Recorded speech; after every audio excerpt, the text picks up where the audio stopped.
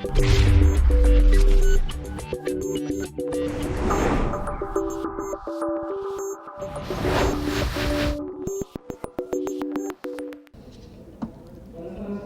afternoon, ladies and gentlemen. I am pleased to see so many happy faces at this third day of intensive exchange of knowledge and experiences shared amongst audience. This is the last panel, and we have a renowned Mexican economist who is a colleague of ours, and the other panelists are Latin American economists. We have firstly Mr. Rolando Cordera Campos, economist, and then Freddy Edlers, he's a Minister of Wellbeing in Ecuador. He's also a journalist. And then we have Luis Mella, he is a politician in Chile. Juan Manuel Galan, he is from Colombia. And then we have Marcelo Saiduni from Bolivia. He's an advisor and a consultant. I will give the word to Dr. Rolando Cordera. And the intent of this panel is to reflect the Latin American experiences and work on a comparison for good practices of these policymakers, the good practices that can be shared by these policymakers.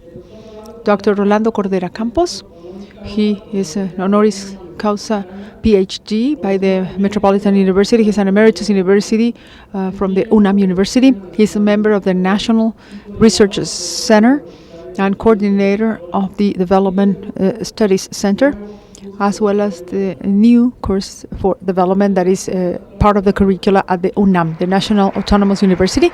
Please welcome Dr. Rolando Cordera. Good afternoon. Thank you, Ubaldo, and I would like to thank the organizing committee for this interesting gathering.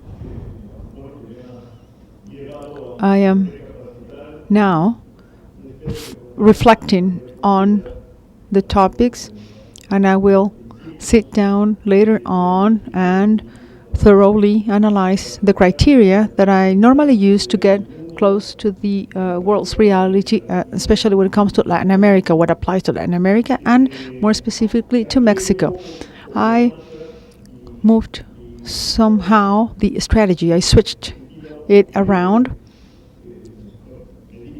given that I came to realize that what comes after me will be the experiences and case studies, some cases at least, of Latin America.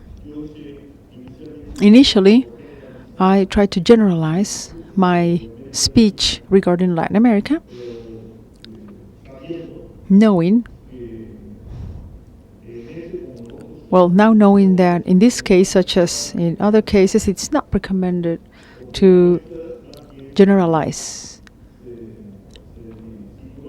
We have a region that is not possible to generalize. As a matter of fact, we have not been able in Latin America to set forward a network per se, or a network region, if you will.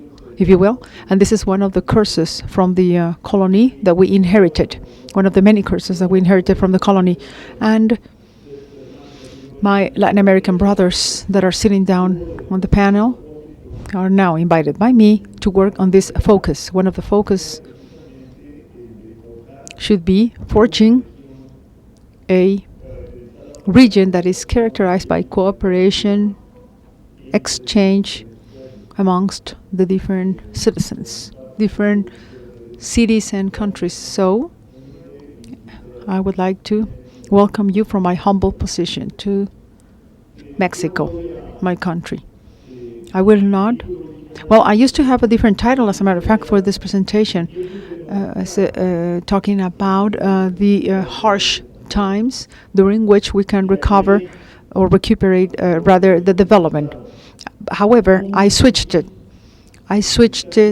so that I can better describe subjective well-being based on the objective discomfort and vice versa. And it was very hard to work on that type of title. However, I can tell you that I have many questions in my head now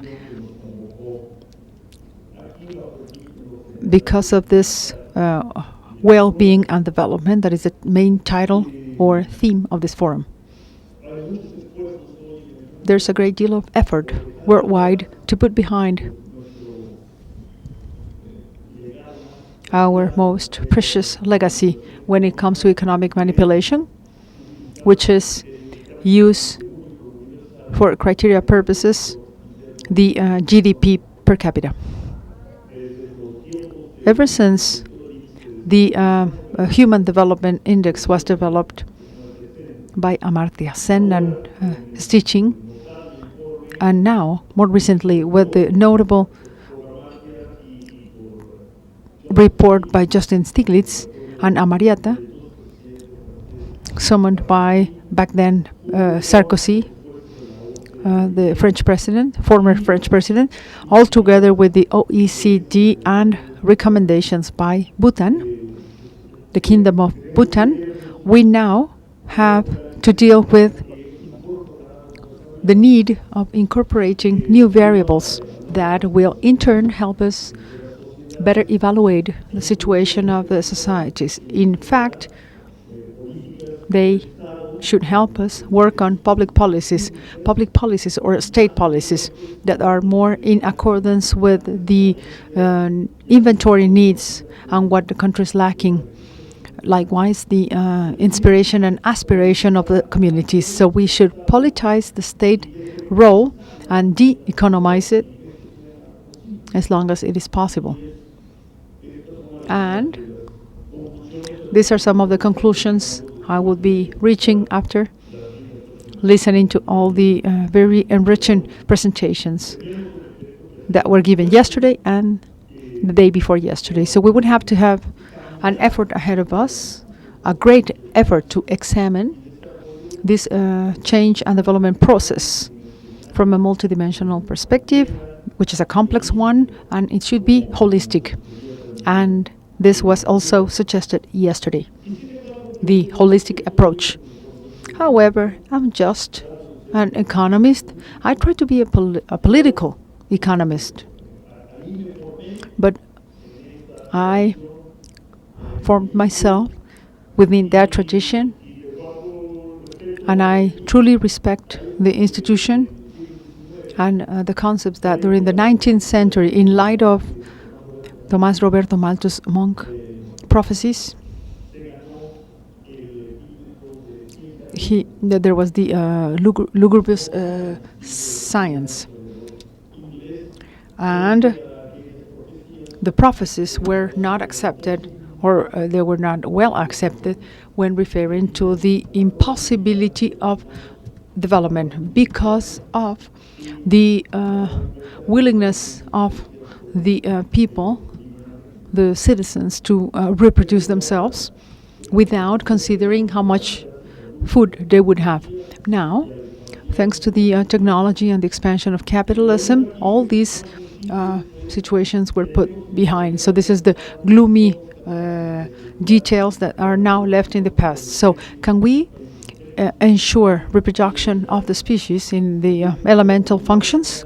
On the one hand, we have the feeding factor, and on the other hand, we have health and collective life capability. So this is what the world looks like today in the midst of a crisis.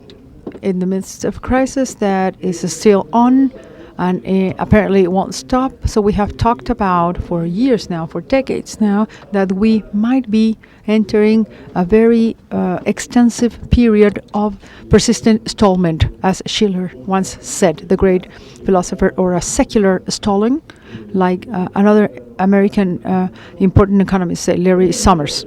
So within this scope, we are moving around, and I believe that we need to debate this relationship or the possible homogeneity of the environment from a domestic and international perspective of this will be an objective discomfort instead of subjective well-being.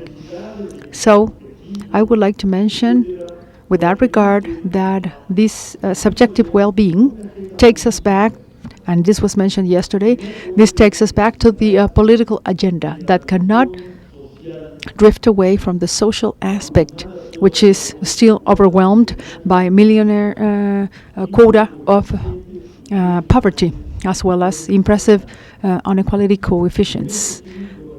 And Latin Americans get together when analyzing these type of scenarios. When it comes to democracy, well, it's to a certain extent recuperated or constructed upon or somehow re-railed, re-driven, reanalyzed, especially in the southern hemisphere because of the raw material boom and the result of the extraordinary expansion of China. And we need to know all these factors. We are still the most unequal continent on Earth. And maybe it's not the poorest one, but we have many poor people. And especially when it comes to the field, out in the field or the outskirts, as well as the urban cities, apparently inequality has modernized itself, following the rhythm or at the same pace of our political spheres. And with enthusiasm, our elites, the social elite. So we have a combination of poverty, urban poverty, I'm referring to urban poverty, as well as the inequalities.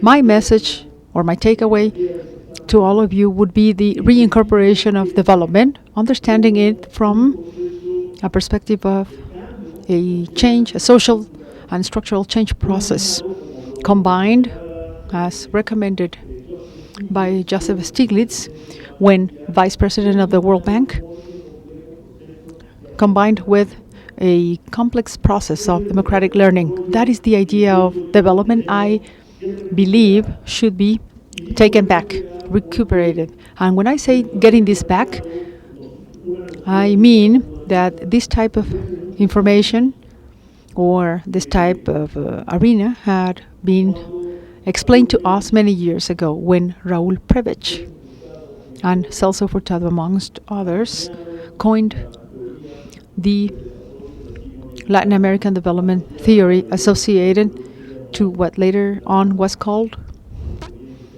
the Cipolline current or thinking, social thinking current or thinking. And back then they were thinking about how to build solid societies that could tackle all the problems that would come with a normal society by creating social inclusion and a robust society. But still today we have those same questions. How to build a demographic society that is that has solidarity. I would like to add democracy in acute conditions, especially when it comes to poverty, and to what extent we can talk about democracy for the reproduction of economic and social development. How can we work on substantial changes that can reduce and guarantee the universal exertion of or execution of human rights? Now, these questions or these situations are not only intellectual aspects, but they should embark upon the overall society's mindset in Latin America after hundreds of years of adverse situations, as well as over 2 decades of new democratic perspectives.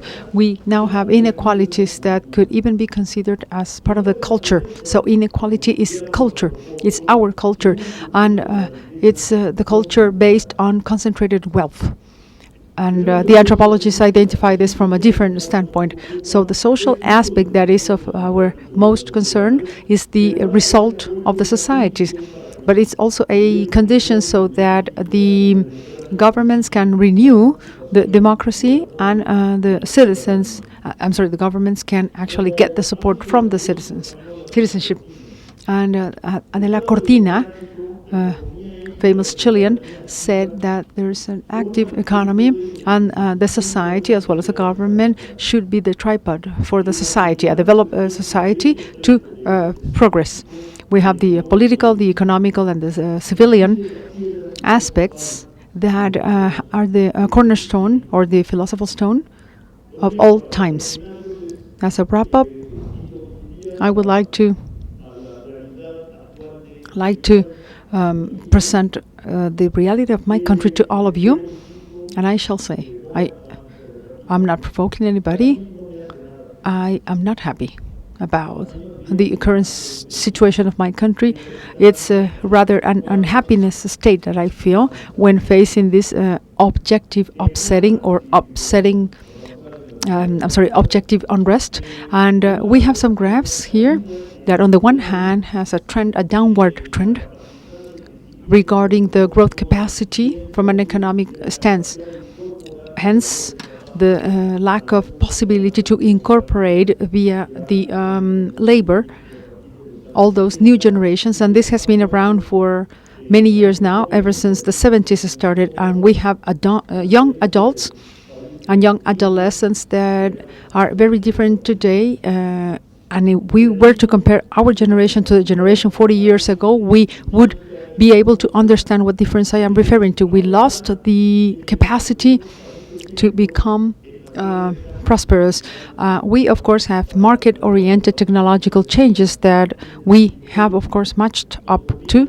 We were excellent or superb exporters of manufacturing, and one of the most important builders or manufacturers of vehicles, automotive vehicles, as well as electrical and electronic goods. The economic geography was transformed from the northern region of Mexico and the central part of Mexico to a different new scene.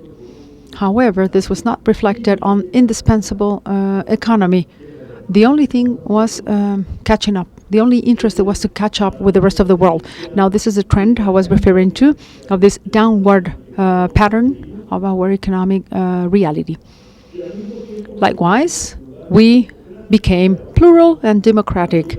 And this is the House of Representatives. This is the lower chamber comprisal. And we now have the plurality that is in the present, not so promising as it was at the beginning of the process, but it's no longer possible to govern this. It goes all the way to decomposing excesses, such as is the case in the past years and in recent months, the tragedy in Iguala. So this was the process. This was the promise. This was what was promised. The demographic bonus that apparently was going to switch the ever-growing young generation with working capabilities and a higher scholar level, as opposed to the previous generations' average. Those generations that work on the industrialization since the 30s, 40s, and 50s of the 20th century. We move on to the next slide. Next, please. On the other hand, we have another analysis of this frustration or this failure within the structural change, and it can be better explained with this block over here. Since the year 2000 and 2010, we increased the labor force by 10 million. However, out of those 10 million, only 3 million could find formal jobs or formal positions, as we call them, and that is, or the blue part of this block indicate that they have access to Social Security and other benefits and perks. The red block is 4.3, which is informal economy, as well as informal labor, of course, that has no Social Security whatsoever, and very frequently, at large percentages, it's precarious and it's not well paid. So in that red block, the salary levels are very important, so that you can be happy or unhappy. Well, that depends on the person. But in that, or in those two blocks, the blue one and the red one, it is of utmost importance to have good income. And this combination that is not a fortunate one, we have the demographic bonus and informality in terms of labor. We now understand that we are not moving away from poverty levels as thought so back then. We had crisis in the 80s and the 90s, and we suppose that by now we would have drifted away from that tendency. However, we now have 61.4 million Mexican inhabitants or Mexican nationals that live at any given level of poverty. In 1996, we were talking about 64 million Mexican nationals. Now, we decreased those numbers, and the crisis came along, and there was a relative stallment of the economy, and we went back to the quota that we had back then, before these years, before these periods. Moving on. One more. Let's keep another one. Now, of course, when I talk about incomes and the wages do matter, this is what I am referring to. This is the wage structure. We don't get to the 11% of those that have a job, like myself, that make 5 minimum wages or more on average. Then we have 17.6% that make anywhere from 3 to 5 SMN, which is equivalent to minimum wage, and then almost 23% with an equivalent to 2 and up to 3 minimum wage. 25, 14 and 9, if we add up 25, 14 and 9 is equivalent to almost half of those that don't go beyond the 2 minimum wage. Well, 15% have 1 minimum wage, and this is on a monthly calculation, roughly $160 a month. This is the not well-being. This is the unrest, the upsetting conditions that we do hope it does not turn into a social unrest. And the other side of this figure, of this shape, is this concentration of money. 10% of the wealthiest Mexico gets 41% of total income. So this relates to the addition of income and people who are from the poorest sectors, from 1 to 8.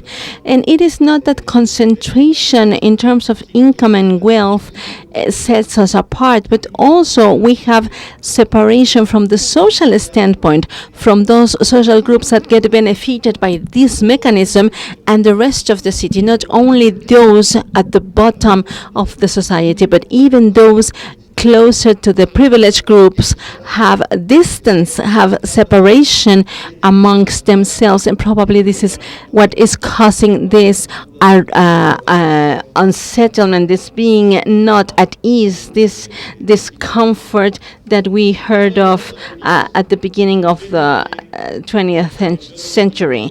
10 years ago, the Nobel Award, the person awarded with the Nobel Prize, he said that if we continued with this level of poverty and separation, there was going to be this unease in terms of democracy. But what will happen later if we continue to do this, then it is that we are going to feel unease with democracy. And we need to think about this warning from the UN. The very recent events tells us not only about some abstract, generic unease, but now this is very, very closely linked to democracy, and it might be that people feel at discomfort and distressed in regards to democracy, the democracy that has taken us so long to achieve. Thank you. Thank you, Dr. Rolando Corbera. I think the reflections he has just made in terms of social change, structural change, and taking democratic learning lessons, this is something we should try to implement at the different government levels. And now I'm going to introduce to you Freddy Ehlers. He is currently working as a minister in the Department of Good Living. This is an initiative from Ecuador's President Office in charge of promoting human being transformation in order to conform the society of good living, a society that is fulfilled and fair. He was Secretary of the Andean Commission, Minister of Tourism, Vice President of the Parliament, and 2 times candidate for the presidency. He has represented indigenous groups and civil society groups. He is television producer and a journalist. He had this TV show called La Televisión, with the largest audience for 20 years. He was awarded with a 500 Global Prize, awarded or granted by the UN for environmental presentation. He practices Zen meditation and he promotes an aware lifestyle. Please. Thank you. I want to greet Rolando and my peers at this podium and everyone else. Despite the very brief time that we have heard to 70 lectures already. 70. Guinness record. We should get our PhD degree after listening to so many experts and so good presentations. I have never attended such an event earlier before. So I want to start by something sacred, something that comes from the Toltec group, this indigenous group in Mexico. We have heard millions of words, but I want to propose to you to do as Toltecs did. And it says in Archaeological Museum in Mexico, it says that they were very wise men that spent hours and hours talking to their own hearts. So let's have a moment of silence to listen to our own hearts.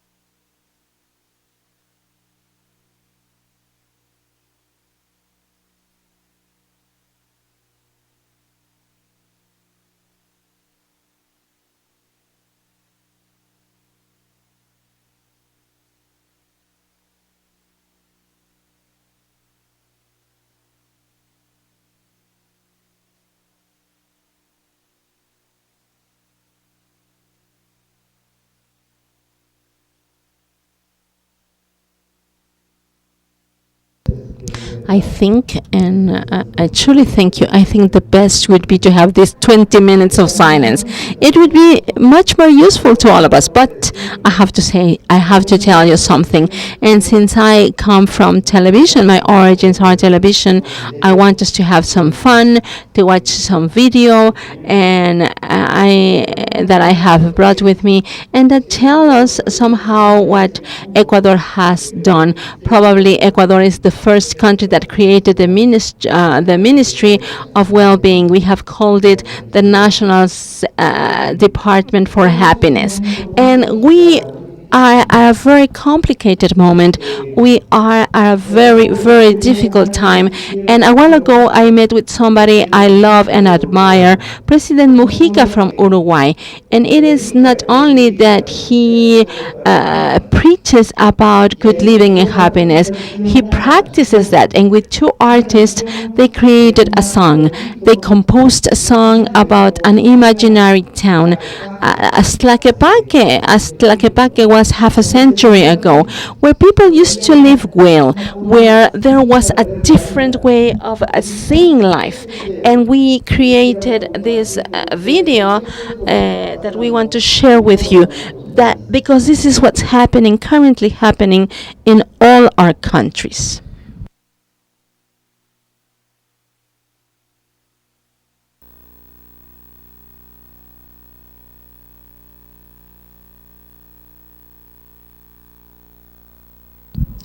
Santa Marta, it is a song that tells us about all the peoples and cities in our America.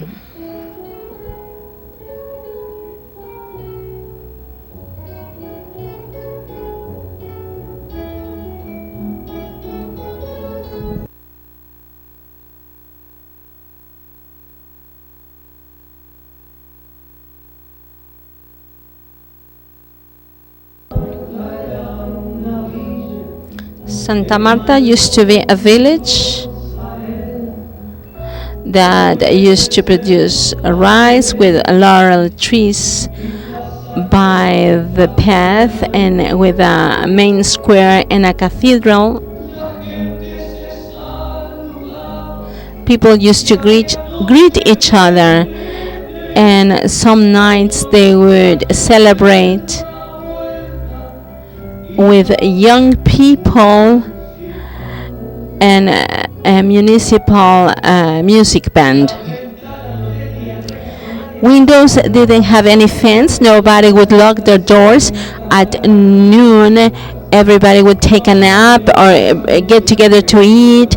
There was no marriage or war that was not celebrated by or ached by all the people here. Santa Marta used to have these Sundays and everybody would meet together and to get together also on winter evenings, and they had more time and they could share life without losing time in their cities.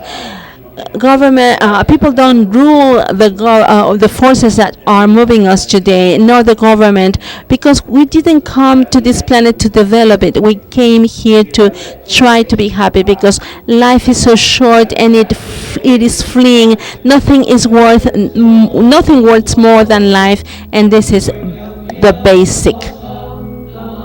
So progress is coming, is changing Santa Marta. Television, cable TV, and access to internet.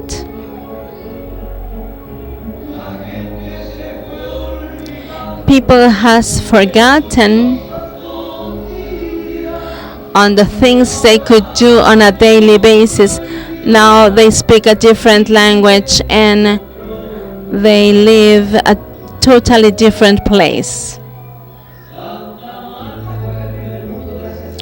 Santa Marta is playing to be first world because of the fast food and the fashion, celebrating Halloween. How surprising.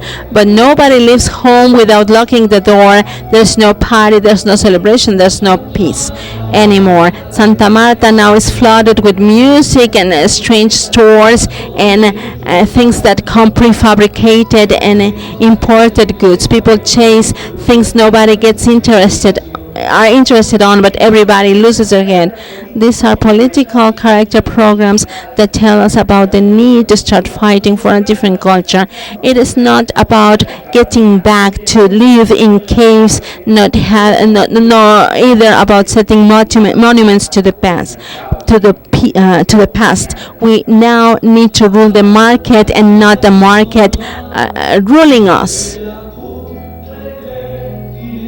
Santa Marta now is surprised about Geneva summit, or if the Queen got sick, or if Palermo has some problem. This soccer team, and everybody's paying attention to a million new things, but nobody knows what's happening in their own cities. And although it is not so good to be isolated when everybody is connected, if the government is ruling us, we should never set culture apart. Not everything is on sale, not everything is a market. We need to get to see our roots. We need to consider the seasons. And of course, what can be wrong is everybody's connected, but the devil is ruling us. We should never set our culture aside. Not everything is on sale. If we have a tree with no roots, it's not going to stand the rain. So the deepest cause of unhappiness in current times is not wealth or poorness. Deep down, it is because we are terribly lonely. The poor person is not the person who has very little, but truly poor is the person who infinitely needs material goods and desires more, and more. Nothing is enough for those that enough is just a little. Epicurus, 341 years before Christ.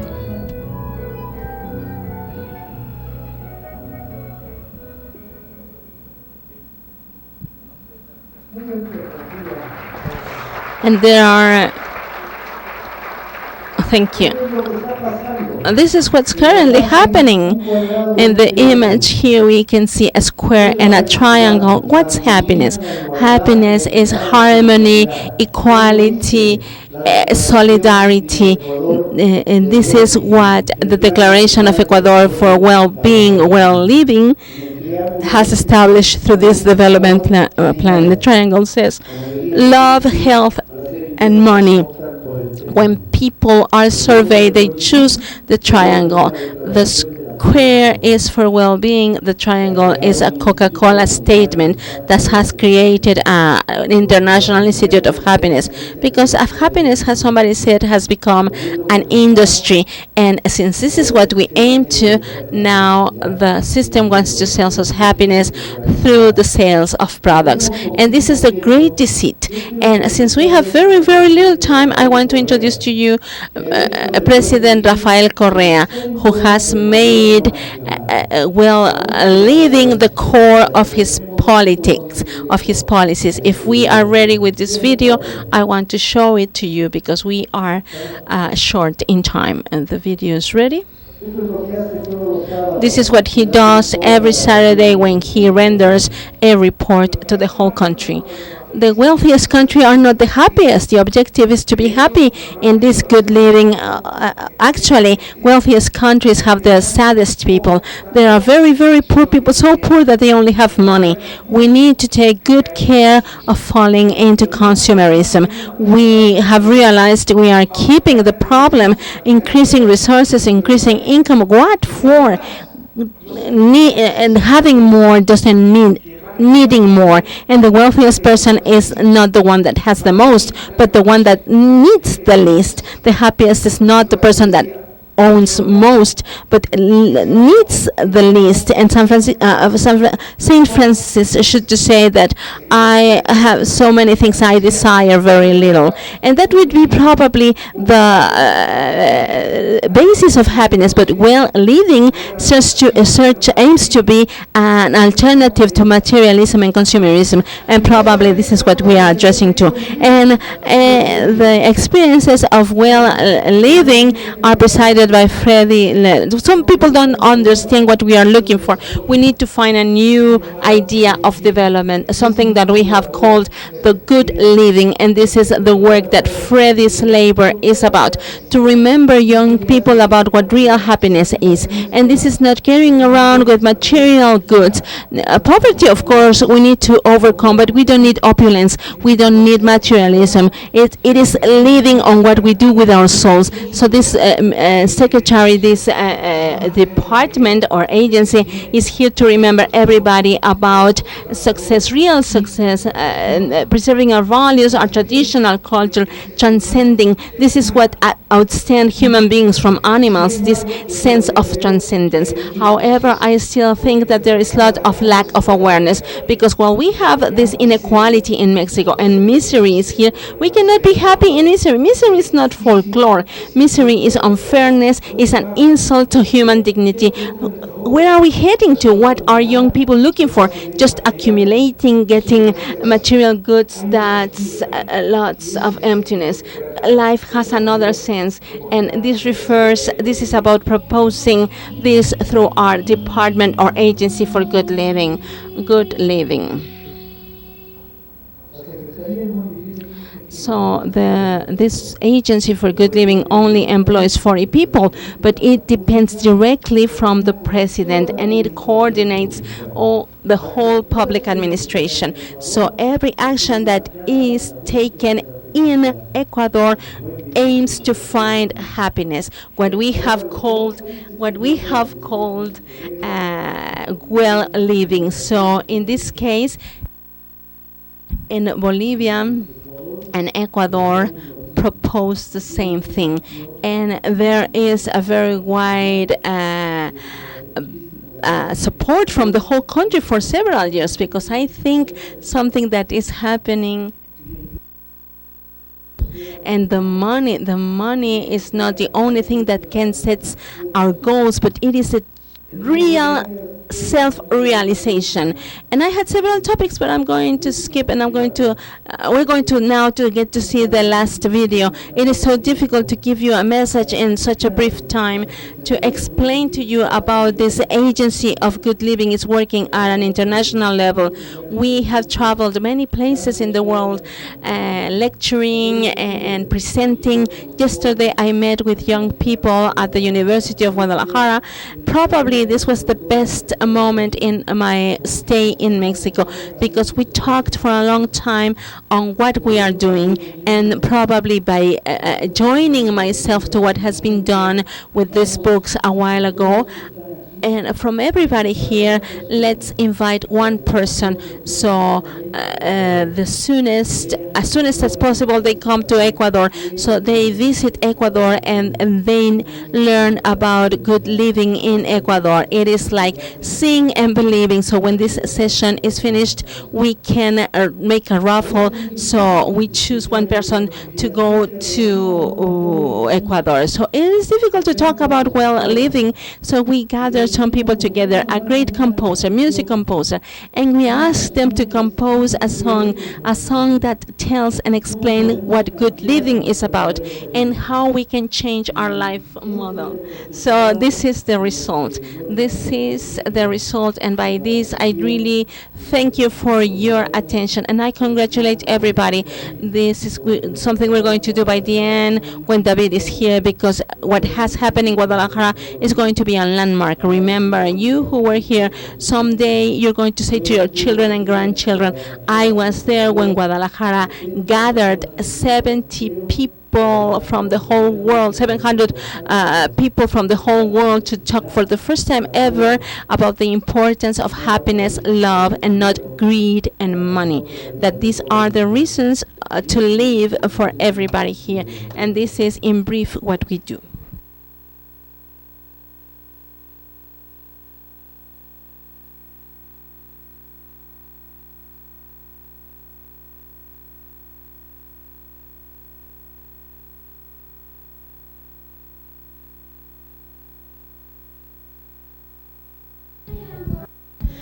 And the path we set our footprints, and this is the future. The future is what we have planted. We can be happy and forget about payment terms, and we can fill our souls by smiling and singing. We will continue to dream. We will continue to waking up. We will always work. Whenever we can enjoy it. Life is what happens around while we learn, because the biggest wealth is every step we make. So what can I tell you about good living? Because it is inside you, and you have just to let it out. Good living is having your family breathing next to you. That's good living. Good living. Enjoying your work, being able to enjoy. That's good living. Good living. Enjoying the beauty our country shows or offers us. Good living is sharing with others what you want for you.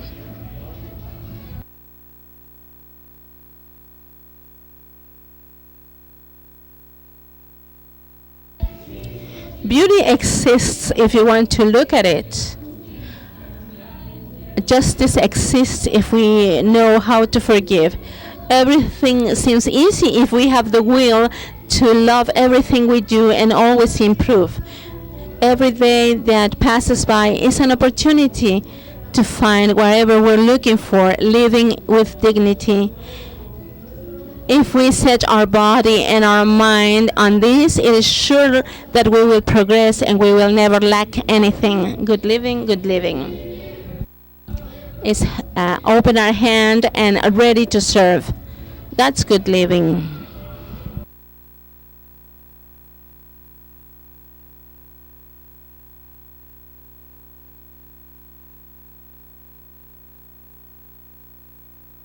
Good living. that everybody advance together, that nobody gets lagged behind, that there's enough for everybody and nobody lacks anything. Good.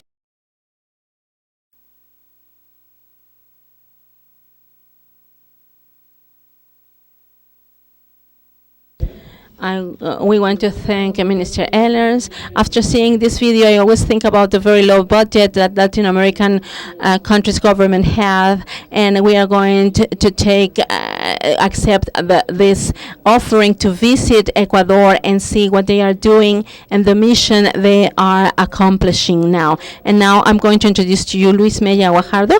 He's the mayor of Quillota, Chile since 1992. And the social proposal that has characterized his municipality administration has fostered the whole country to work on a program that is called Chile Solidario, Solidarity Chile. That is a set of public policies to help people in poverty to overcome their social condition and economic condition. And due to his work, he has been awarded at a national level several times. Good afternoon, everybody, friends. Thank you for this invitation. I want to thank everybody. Thank you. Truly, I want to thank everybody for your presentations, because this is encouraging me, motivating me. And I have to tell you, I come from Chile, from Quillota specifically. It is a community with 100,000 inhabitants, located 25 kilometers away from Santiago, 40 kilometers away from Viña del Mar. It is a farmers community that has decided on working for human well-being. Quillota is located by the core of the 5th region. It is an agriculture community. It is, as any other city and communities, it has many problems, facing many problems, from poverty, crime, alcoholism, and drug addiction. And I want to tell you about love. I want to tell you about human profitability. I want to tell you about collaboration versus competition. And I want to tell you about a model that is being successful, and it is possible to repeat it everywhere in the world. And it is possible to propose it to transform our societies. A while ago, you have heard and it is difficult to sustain a government position for so long. In 1992, in our country, we had the first municipal elections when we got back to democracy. When I was 31 years of age, I was elected Quillota's mayor. In Chile, in general, we have indefinite re-election. There are no terms, administration terms, and I have had the great opportunity that the community has re-elected me today. And the fact is that at the last election, it was a surprise for me, and I say this with all the humbleness I can say. I was elected with 70%, re-elected with 70% votes. And what does this mean? This means we have been able to undergo in a long-term project. At the beginning, we said Quillota, with this community where we did everything we were told regarding problems. We paved the streets, we built houses, we set these courts and fields for sports. And then we got there and we thought we would find everything wonderful, everything happy with our mayor, but we didn't find that. We found sadness, family violence, drug addiction, crime. And our mission was to improve the quality of life. And we realized something which is very, very important, that what people understand about quality of life were only material things. And what we were aiming to as a municipality was much more than that. And that's why we changed our mission for it to be the happiness of human beings.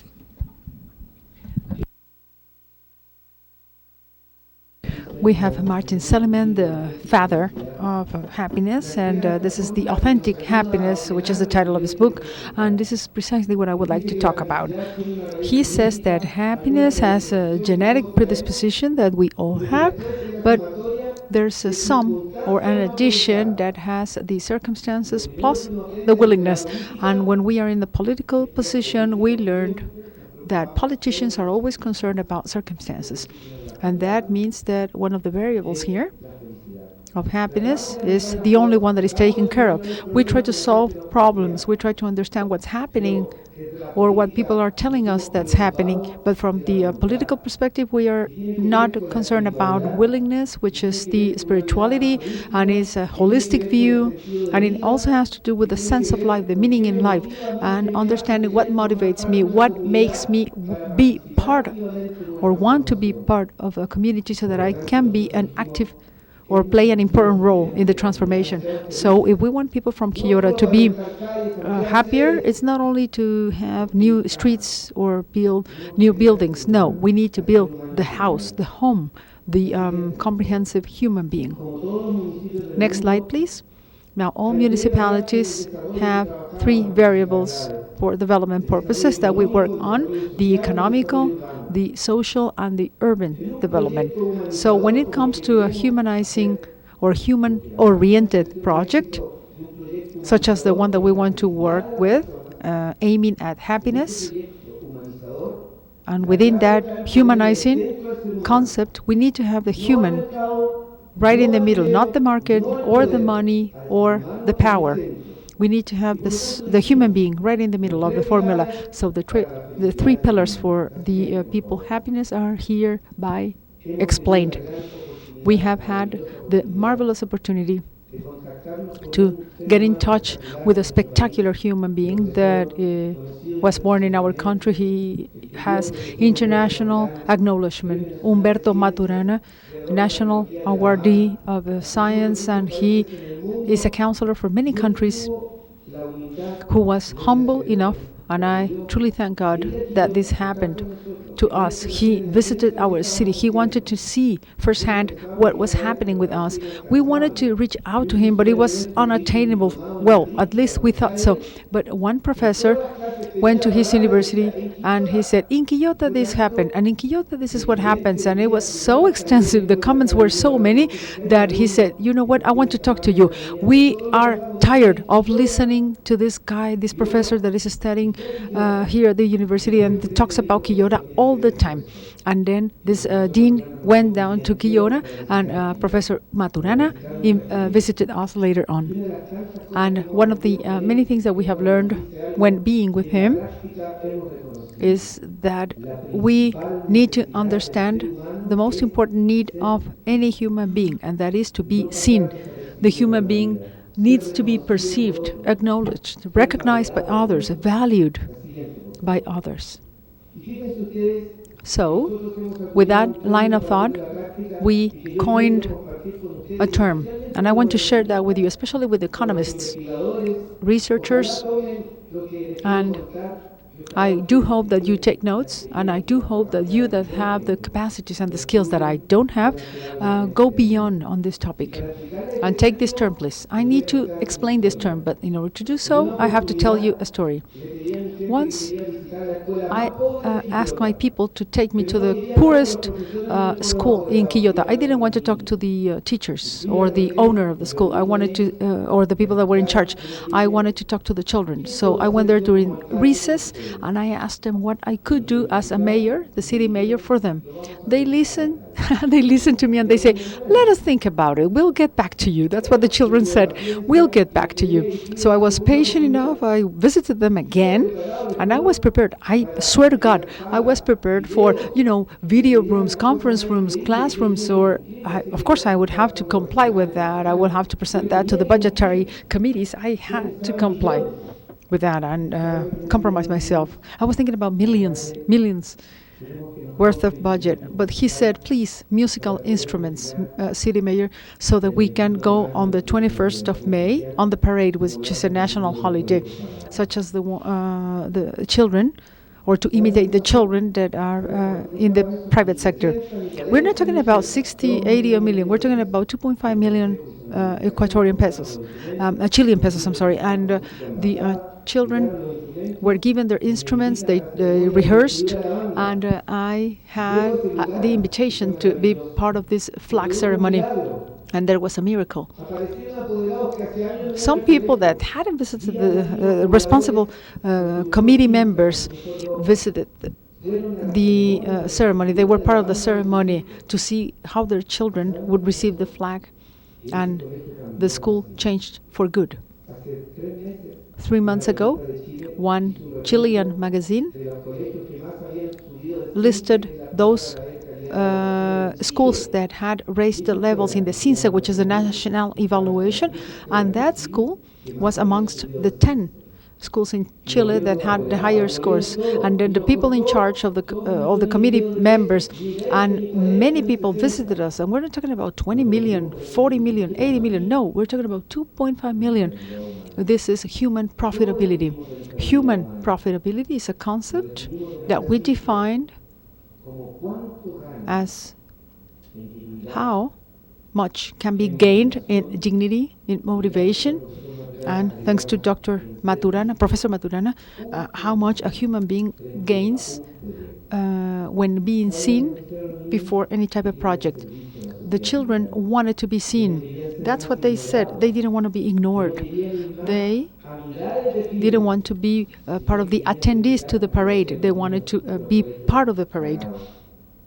And they wanted to be similar to the students from private schools. And then there was a palsy school, and the representative asked me to help them with a Cuban kinesiologist and all the project. Every time they presented a project, they say that it was not profitable. They say that it's too very few students, in this case with palsy, cerebral palsy, and the doctor or the kinesiologist were very expensive. So we dared to finance the project. Another miracle. So we had 15 committee members that created Esperanza 2000 or Hope 2000. And we saw how, based on that minor investment, there was this profitability test that was passed. It was a success after that. And with these words, what if economists and urban planners were to ask themselves how much money one can make, one human being can make when it comes to this dignifying position or the sole action of being seen by others? There's a political profit, of course, in all the projects that politicians carry out. But why not trust on the human profitability? We have had contact with many people that work with this. We have been in touch with the UNDP, the United Nations Development Program, and other programs, for example, the Institute of the Well-Being in our country, and Humberto Maturana, of course, and many people that have helped us quite intensely. But this is the root cause, that takes us to questioning the current model.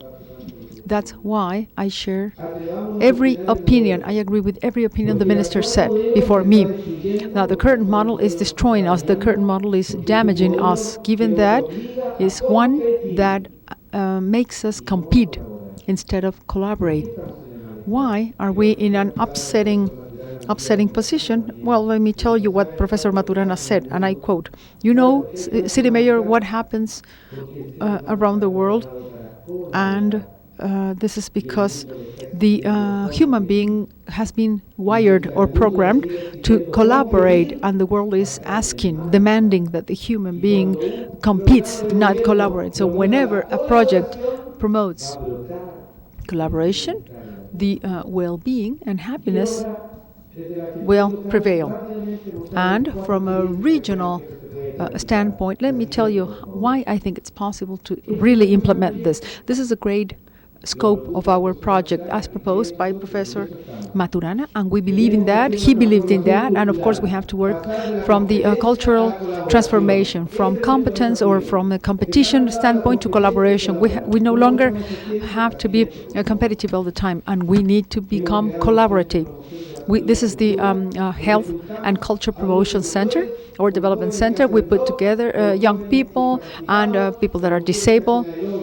We have women that work with aerobics or aerobics class, and the elderly. We apparently this was a crazy project, and I put them all together in a house under the same roof. And when I proposed it, people said, "Are you crazy? What about the noise and rock and the elderly people listening to all this noise?" Well, this is life expressed as it should be, and everybody under the same roof.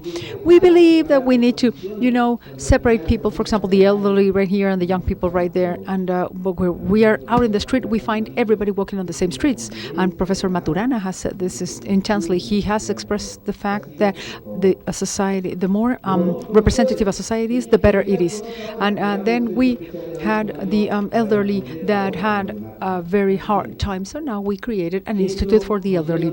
Now, next case.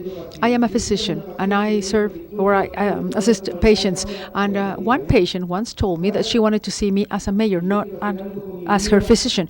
She told me that she wanted to move forward, she wanted to help others, but she had no idea where to start. And with that type of question, we understand that there are many banks to ask for a credit or a loan, a bank loan. But what about a bank where you can ask for love? There's not such thing. So we started working with this new idea in mind, and this is Ban Amor, or the Bank of Love, and it has profitability that can be granted in a 100% rate. Who can equal that number? But we're talking about 100% worth of profitability, human profitability, not credit profitability or loan or anything related to money. So the appointment of this money or this love, in this case, it would be placing it at precisely one portion of the location or helping others. And we will not depend on the mayor, we will not depend on the government, we will only depend on the community and the willingness of the citizens. And this is one project in Quillota that really fills me with pride. These are children that had disabilities, and oftentimes they would have to share their bed, they would have to die in terrible conditions. And this is a place with also some cancer patients. And we started with 10 beds, tiny beds, because we're talking about children. Now we have 42 beds. We have 2 houses that protect this, that shelter this. And then we had neurological patients that were also part of this house, this type of project. They were undertaken. And then we had an elder woman and a lady that said that they had a son that was addicted to cocaine, and he could not drift apart from the cocaine paste. And that base paste that causes the addiction for cocaine was also helped. And people told me, "Are you crazy mixing up the elderly or an old patient that is very sick, or a neurological patient and a drug addict, a cocaine addict?" And the drug addicts understood what the life meant, what the meaning of life is. And as a physician, once I heard somebody telling me that somebody that was very sick because of cancer, or an elder patient or a neurological patient that could actually make it, I would have left the addiction behind long time ago. And now I can see in their faces that they can really make it, that they can really be healed. So next, I will just show some images. My speech is over now, but I do want to share a message with you, and this comes from the bottom of my heart. It's in our hands to really change the world. It's in our hands to change our cities, our countries. Being happy is a right, as stated on the slide. We need to dare. We need to believe that in love and in affection we have the solution. The solution is out there. We have to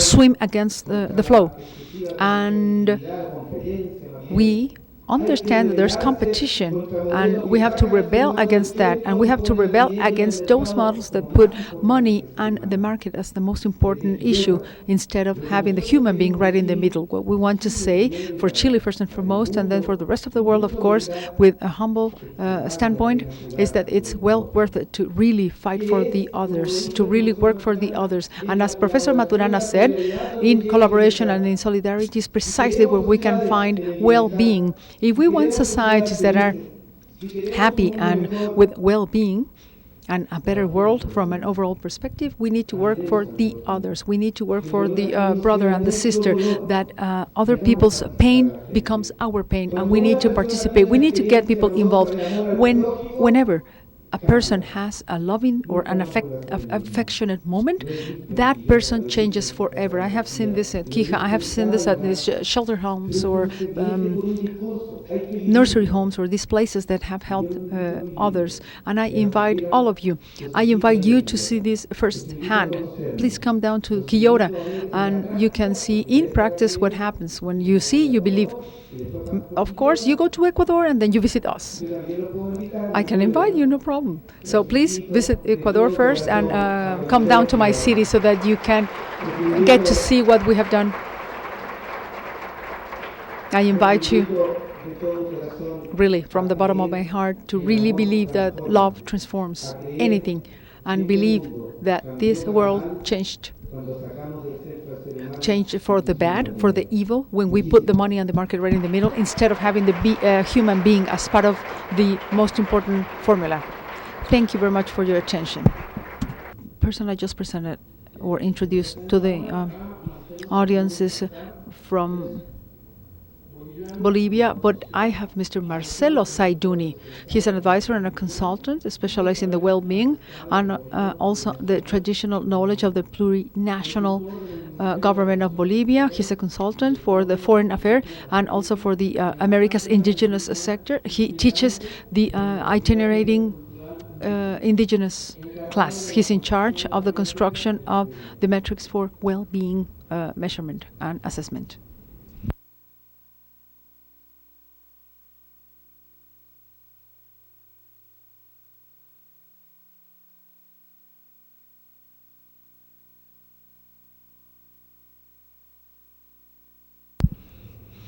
Thank you. Well, the worst enemy ahead of us is time. So, before I start my presentation, I would like to take a minute to thank you for your hospitality and this cordial invitation and the great celebration we had at the City Town Hall last night, and the pleasure to listen to the Mexican mariachi. And for me, at least, it's quite emotional. I love Mexican music. And these are the images of our virgins. We have Tonantzin to the left and Pachamama, which is in Honolulu, Bolivia. And let me tell you what the similarities are. We have the mantle with the stars embroidered on it and the constellations. And that is the ancestral knowledge I would like to talk about today, because these are not mantles that were randomly designed. They had great depth of astronomy, and the images that went through a symbolic adaptation process suffered a dramatic period. They had to adapt or die. It was whether adapting or dying. And then we have the Tepeyac Virgin right on the monticle, which is the Tepeyac Mount or monticle that we know as Tepequila. It's very similar to the one they had in Quito, is Catequida, and very similar to the one in Bolivia, which is the Caliculo. And when listening to the Quilota's city mayor, Quillota is said or pronounced Quiluta in our country, so similarities, and it means the house of the moon. And we have Tepequilla, Catequilla, Quiticoyo, which is in Cochabamba, the later being in Cochabamba. So we have a different type of virgin, and then Quillota, which is in Chile. So we have a similarity amongst these images. And having said that, I understand that we can create relationships and liaisons or associations. And we had a technical gathering some months ago with people from Bhutan, from the study center, and it was a 2-day traveling effort, and also people from Ecuador under the Ministry of the Well-being, also one technician from the Coneval in Mexico City, and some people from Bolivia, of course the technical personnel. And we started working on this seminar. Of course, it's very small when compared to this type of forum we are at now, but we came to realize that we were able to find common situations for collaboration. That's why we want to thank Bhutan and Ecuador and Mexico because of their expertise shared with us that led us to understand this cooperation. So now we need to digest what has happened during this past 2 days and a half in Mexico. Next slide, please. We knew that this crisis would come sooner or later, and we have the text from the Midos report in 1972 that stated that the growth limit would be, or the limit would be stated in 2008. But we go 40 years. Midos worked on a report for the oil crisis. So we have 40 additional years that set forward a curve which is less optimistic. We have the growth limit that is not the year 2080, but rather 2025. And based on that, we have a descending or downward curve, which is abrupt. This is like a roller coaster. When you go to the fair trade, and or let's say that you are on the plane and you go down abruptly. This is what happens here, a sudden gravity change. We will have our heart going in tachycardia because of the situation. And this is a civilization crisis. Now, at the Chancellery, or the Foreign Affairs Agency, we worked on this report. We based our data on Russian experiences, and we worked on coal and oil cycles. Now, the humanity or the mankind has two pathways ahead. Well, following on the roadmap that we have, and many of the presenters have warned us about that, or take into consideration many of the messages that we have heard during these forums, presentations, words that were shared based on the expertise of so many speakers and part of the life experiences as well, so that we can hear from them what they have as an opinion. Now, this is a conceptual change ahead of us, and in Bolivia we started working on this based on the constitution reform for the plurinational state of Bolivia, while incorporating the well-being such as Ecuador and Bhutan's case as part of the constitution. So looking for the well-being, or any other concept that might apply with the same meaning, of course. So we have then declared 13 items. This is the 2025 agenda, and this can be downloaded from the internet. Of course, we want to get there. We want to get to the 2025, and we have the transversal or cross-sectional baseline that is based on these 12 items. So we have coincidences with Bolivia, Ecuador, and Bhutan, and I believe that the state of Jalisco is on the right track, given that there has to be information that's part of the public policies, but they have to be also amendments to the Constitution. So when you find solutions amongst your scientists, your technicians, or technical experts, then you have to look for the crazy ones' opinion, and crazy ones always have, the crazy ones within the society always have a solution. So that's what we did. We talked to people outside the academia and the other expertise groups so that we can see how we can go about this. Next 2 slides, please. This is a teaching comparison or didactic comparison with symbolism. On the one hand, we have the turtle and the fox. Maybe you know this fable. And they compete, and of course the turtle beats the fox because she's persevering, she attains personal or individual success. And this is competition, as the mayor stated before. On the other hand, however, we have the Zapaya or the Carangas Valley legend. This is a legend, and we have the Suri. This is kind of like a stock, or the Nyandu. It's very similar to the ostrich in the region, and it would eat all the tadpoles and all the frogs, and gradually the little frogs or the tadpoles were disappearing. But one stood up and said, "This is no longer possible. I will complain to the commodore, the condor, which is the manager, the general manager of this valley." And yes, the condor. And we're talking about the condor or the eagle, the bald eagle. And I am protesting because I don't want this talk to or this this ostrich to eat us anymore. And the proposal was to run a race all the way to the lagoon, and the one that beats the other one will have to give the other one what he or she is asking. In this case, eat.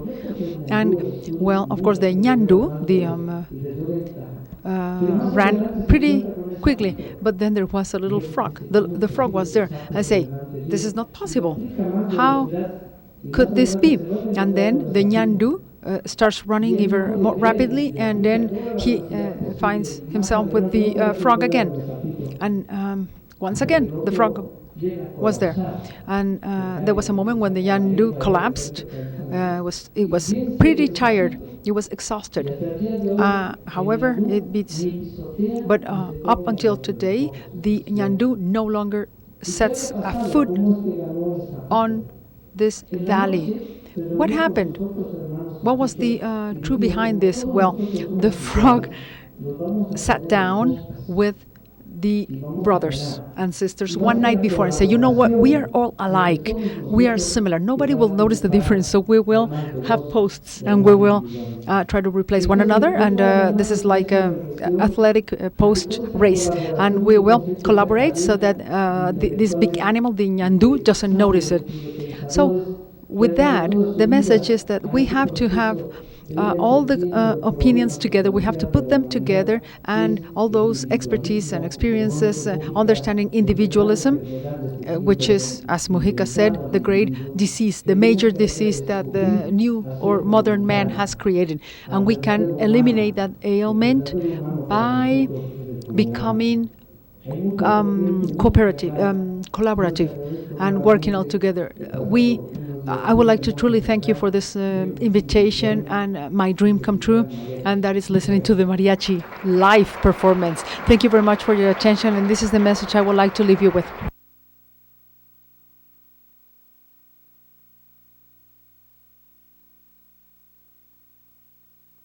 Thank you, Mr. Sundan. Now we have Mr. Ambassador, as I introduced him earlier. He's speaking some native language now. And please excuse me by greeting you in my native language, that is Quechua. But I want to show that the real wealth, the deep wealth of our peoples, it is the indigenous peoples who are guardians of such inheritance. El Dorado, this legend, this great golden city, becomes a symbol, or it might not be a symbol, but it represents the wealth these peoples used to have. And it have been the indigenous peoples throughout the world in charge of taking care, preserve, maintain the wealth. And we have gotten to a moment when we have to recover and show this to the rest of the world. This great wealth that our indigenous people have, I want to share with you one of them for the 10 minutes I have been assigned with, and it is called living well. Living well, or in two languages, Sumas Causai, Sumai Camaña. This is in Quechua language that they also talk in Ecuador. And Suma Camaña is also living well from Aymara language in Bolivia.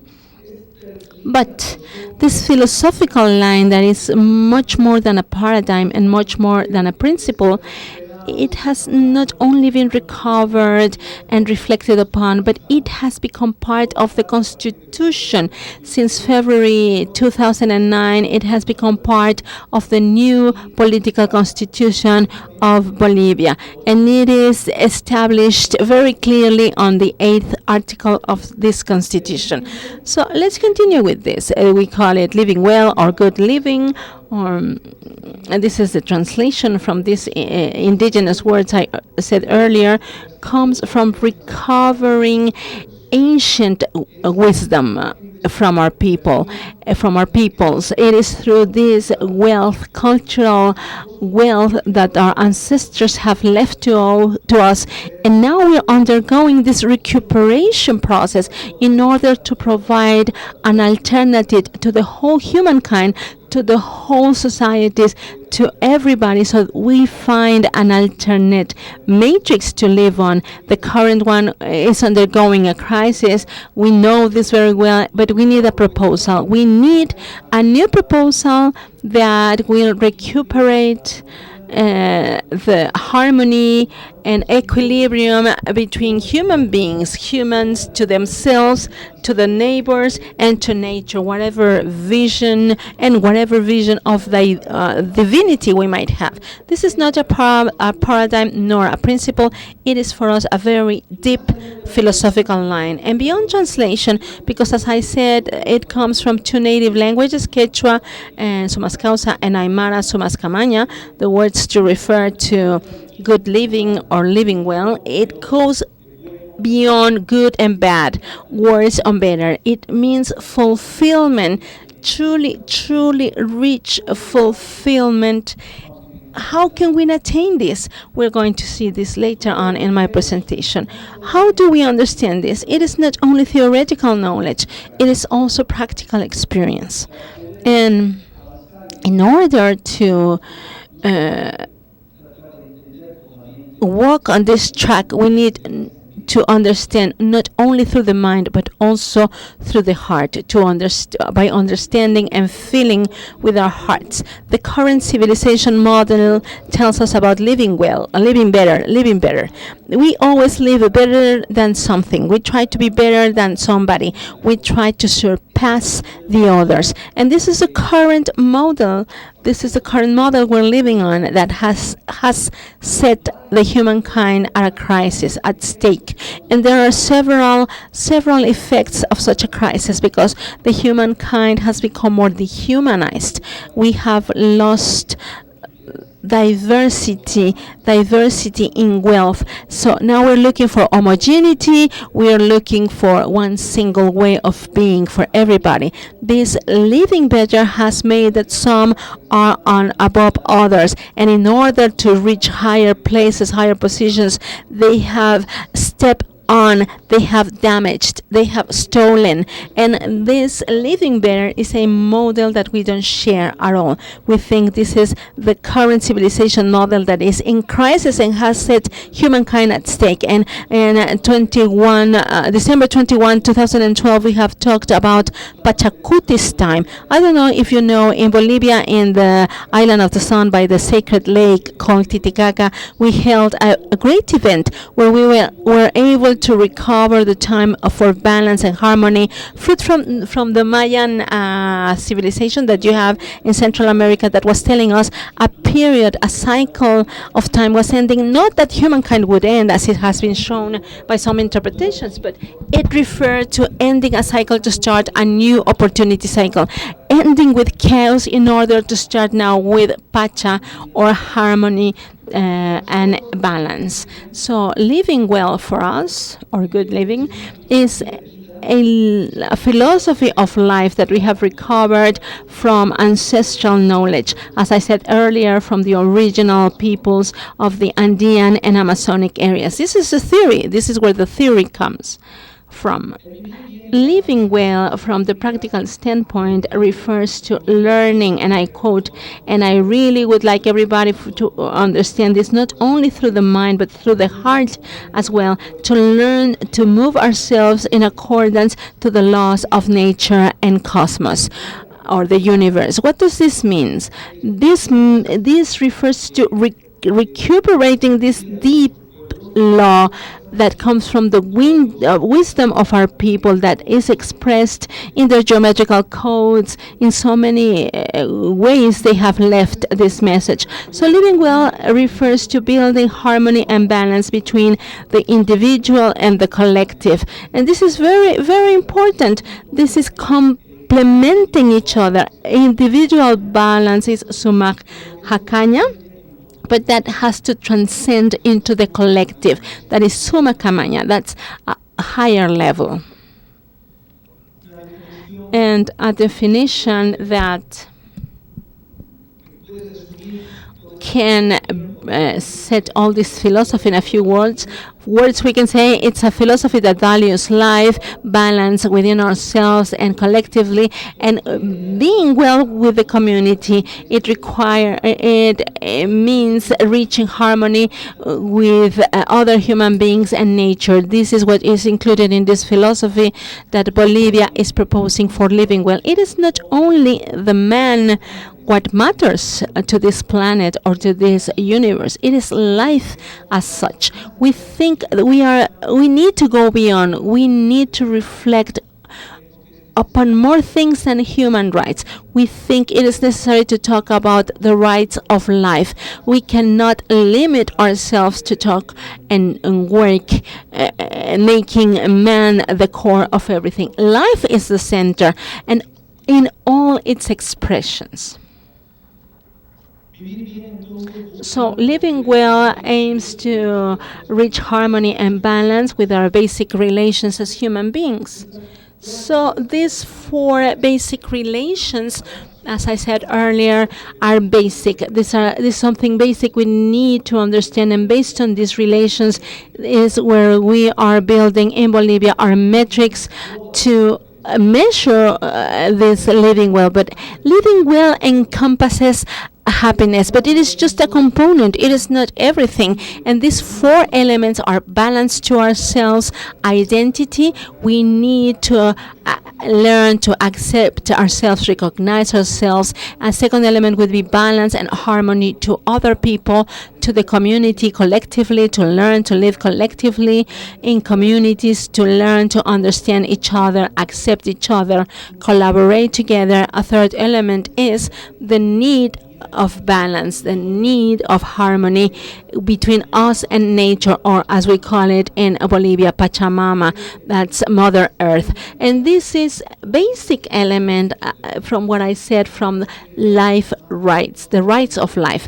Pachamama is not only the mother of the earth of Bolivians or Latin Americans, it's the mother of everybody's earth. So if we accept this idea as such, we are going to understand we are brothers. We have this brotherhood link, and this is not only humankind, plants, animals, and not only that, the air, the earth, dirt, everything that nature is. And the last refers to spirituality, our relation to the divine, our learning to accept that very rich spiritual and deep wealth that every human being has and every community has. We need to translate spirituality into 2 basic things, values and principles.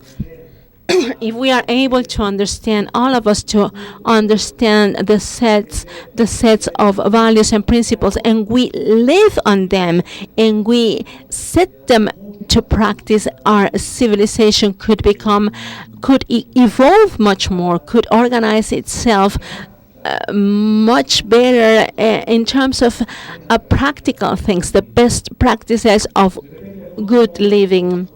And probably later on we can share more elements of our philosophy, but this is what we wanted to share with you, that from Bolivia we have started with this rediscovery of our own identity. In Bolivia we used to have a very strong identity crisis.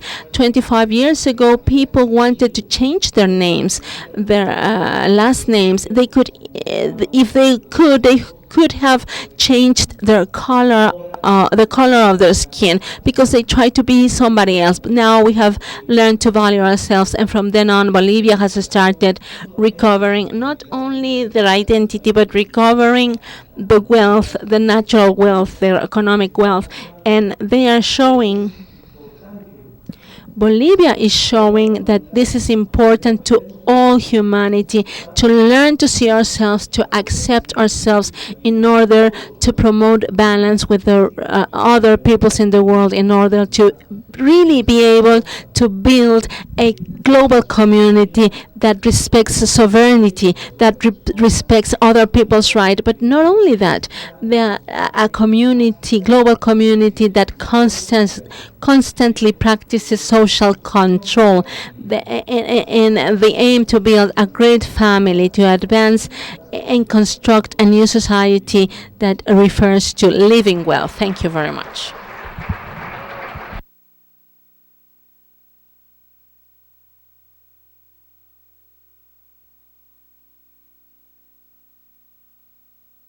And from the organizing committee, we want to apologize. Some people have to take flights to get back to their cities.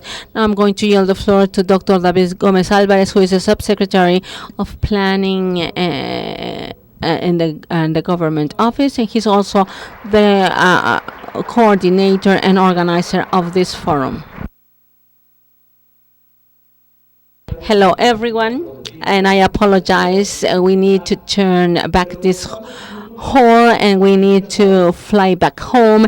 We are very happy but very tired as well. First of all, I want to thank everybody for having stayed here for 2 years and a half with very dense panels, very deep in information, very fun, lots of fun, but it has been very intense. We have been many hours here and learning, reflecting and thinking about what's next for this country and for the Latin American region. And we were going to make a recap of all the findings and conclusions, but obviously now after listening to all this is going to be boresome and tiresome. So now we're going to talk about the future. First, we need to say that for those people who attended this forum, you will be able to unload the certificates for attending this. You will be able to print them yourselves, so you're going to be with the document that proves you were here. And secondly, the website, this forum website, is going to become a kind of platform for the Latin American network for well-being, subjective well-being, quality of life. We, with our colleagues from the different governments in the region, and with the support from the OECD and other international organizations that will support us, as well as CAF, the Latin American Bank for Development. So this new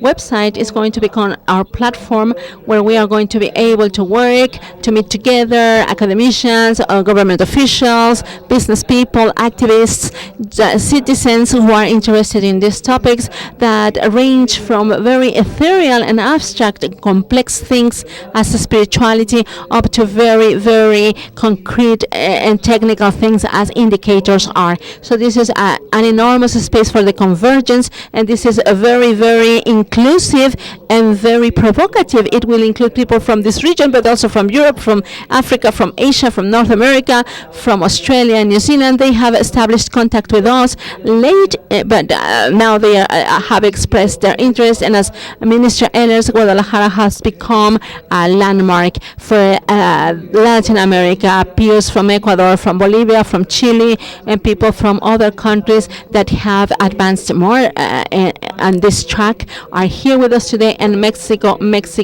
is keeping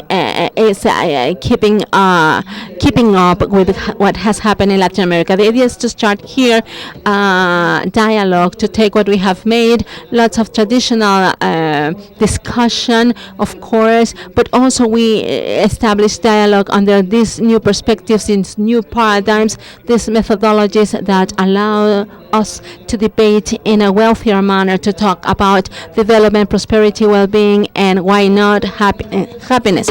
I want to thank everybody. We had more than 60 speakers who had 62 speakers in Guadalajara, coming from 22 countries. We had more than 1,000 attendees to this forum. We have your information. And we're going to have some. We were able to set a Twitter account, and we were able to keep in touch with people in our country, people in the world. And first, we became a trend in Guadalajara, but then for 2 hours we were trending topic in Mexico.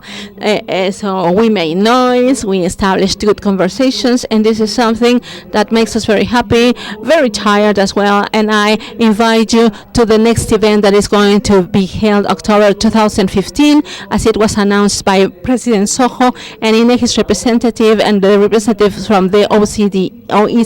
It's going to be held in Guadalajara, the 5th Forum on Statistics and Public Policies, with a core on well-being. So parallel to this, we're going to have another meeting like this one. So we will meet in 11 months here in Guadalajara once again, October 2015. Thank you and good afternoon.